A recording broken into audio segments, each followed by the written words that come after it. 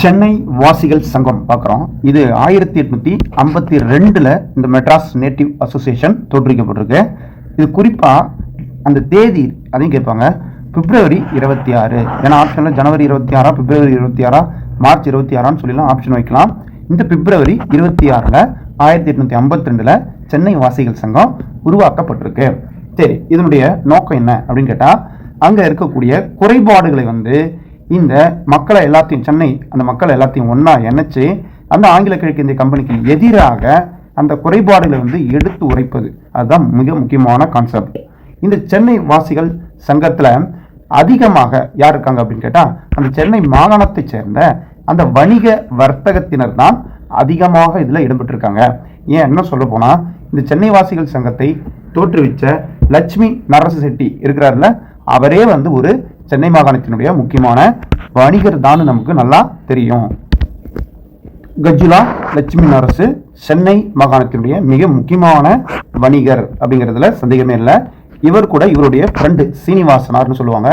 அவரும் பார்த்தீங்கன்னா சேர்ந்து தான் இந்த சென்னை வாசிகள் சங்கத்தை உருவாக்கியிருக்கிறாங்க 1852 பிப்ரவரி 26. சரி, இதில் கம்பெனியினுடைய நிர்வாகத்தில் வருவாய்த்துறை, கல்வித்துறை, நீதித்துறை, இந்த துறைகளில் எவ்வளவு குறைபாடுகள் இருக்கு அப்படிங்கிற விஷயத்தை எடுத்து உரைக்குது. இந்த அமைப்பு தனது குறைகளை எங்க முன்வைக்குது அப்படின்னு கேட்டாக்க, அந்த இங்கிலாந்து பாராளுமன்றம் இருக்கு இல்லையா, அதன் முன் வைக்குது. அதற்காக இங்கிலாந்து பாராளுமன்றம் என்ன பண்ணுதுன்னா, இந்தியாவில் ஆங்கில கிழக்கிந்திய கம்பெனியினுடைய ஆட்சியை குறித்து அந்த பாராளுமன்றத்தில் விவாதிக்குது. விவாதித்த பிறகுதான் இந்த 1853 பட்டை சட்டம் கூட நிறைவேற்றப்பட்டதுன்னு சொல்லுவாங்க. சரி, இந்த 1852 தோற்றுவிக்கப்பட்ட சென்னை வாசிகள் சங்கம் ஒரு மனுவை இங்கிலாந்துக்கு அனுப்புது. அது எப்போன்னு கேட்கலாம். 1852 டிசம்பர்ல மனுவை அனுப்புது. அந்த மனு பார்த்தீங்கன்னா 1853 மார்ச் மாதத்தில் இங்கிலாந்து பாராளுமன்றத்தில் விவாதம் செய்யப்படுகிறது.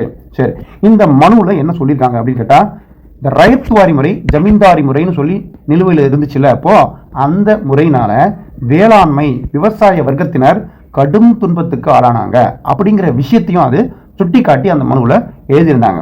அதனால இந்த ஜமீன்தார்களும் அந்த கம்பெனி அதிகாரிகள், ஆங்கில கிழக்கிந்திய கம்பெனி அதிகாரிகள் எந்த அளவுக்கு விவசாயிகள் அடக்குமுறை செய்கிறாங்க அப்படிங்கிற விஷயத்தையும் அதை விவரமாக அதில் எழுதியிருந்தாங்க.